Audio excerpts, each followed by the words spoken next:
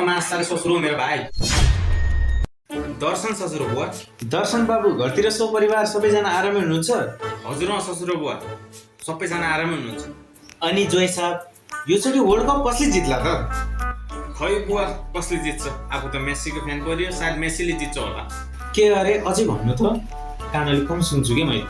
म मेस्सीको फ्यान भनेको हो कि बुवा। अनि हजुर कसको फ्यान हो र? आफू त रोनाल्डोको फ्यान परियो जोइ, तपाईँ जस्तो पेसीको फ्यान परिएन। हेर्नुहोस् है बुवा, अलि मुख सम्हालेर बोल्नुहोस्। अस्ति मेरो साथीले पनि मेस्सीलाई पेसी भनिरहेको थियो। एकै ठाउँमा गुमुताउने गरेर यस्तै बोधेँ मैले। तपाईँलाई पनि ठिक पाराउन नपरोस्। मेसीलाई पेसी नै भन्छु म। के गर्नुहुन्छ? मैले के गर्ने? त मासाला ससुरा पेनाल्डोको फ्यान धेरै बोल्छस्। जोइ के बोल्दै हुनुहुन्छ? डाइरेक्ट गाली दिलाउनु भएको छ। त मासाला ससुरो मेरो भाइ, तेरो जर्सीमा एउटा स्टार छैन, अझै धेरै ठुलो कुरा गर्छस्। जोइ म यताबाट तपाईँलाई तपाईँ दिइरहेको छु, तपाईँ उताबाट त दिइरहनु भएको छ मलाई, अझै गाली पनि। तँलाई म त भन्छु मासाले जोइ। ससुरो मेरो भाइ, स्टारको कुरा गर्न स्टारको। अरे जोइ मेरो भाइ, स्टार जर्सीमा नअटेर मात्रै हो, त्यही भएर हामीले आकाशभरि छरिदियो, बुझिस्?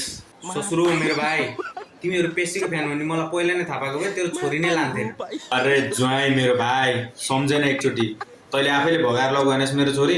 कतिखेर दिएँ मैले तँलाई मेरो छोरी? मैले त भुसुकै बिर्सेको नि त होइन, मैले पनि आफै भगाएको त। अनि तेरो छोरीले त बिहे गर्नुभन्दा अगाडि त हामी त होल फ्यामिली पुरा मेस्सीको फ्यान हो भन्थे त। भनेपछि जोइ मेरो भाइ, मेरो भतिज, तैँले मेरो छोरीलाई पनि मेस्सीको फ्यान बनाइस् है? बुढा मेस्सीको फ्यान भएपछि बुढी पनि मेस्सीको फ्यान हुनु परेन ससुरो मेरो भाइ। अब मलाई त्यो मेस्सीको फ्यानवाला छोरी चाहिएन कि जोइ। यसरी झगडा गर्नुभन्दा कि मिल्नेतिर लाग्ने? भन्न त ससुरो मेरो भाइ, कसरी मिल्ने के गर्ने भन्। तपाईँहरू पनि रोनाल्डोको फ्यान बन्नु न त, आउनु मेरो टिमतिर।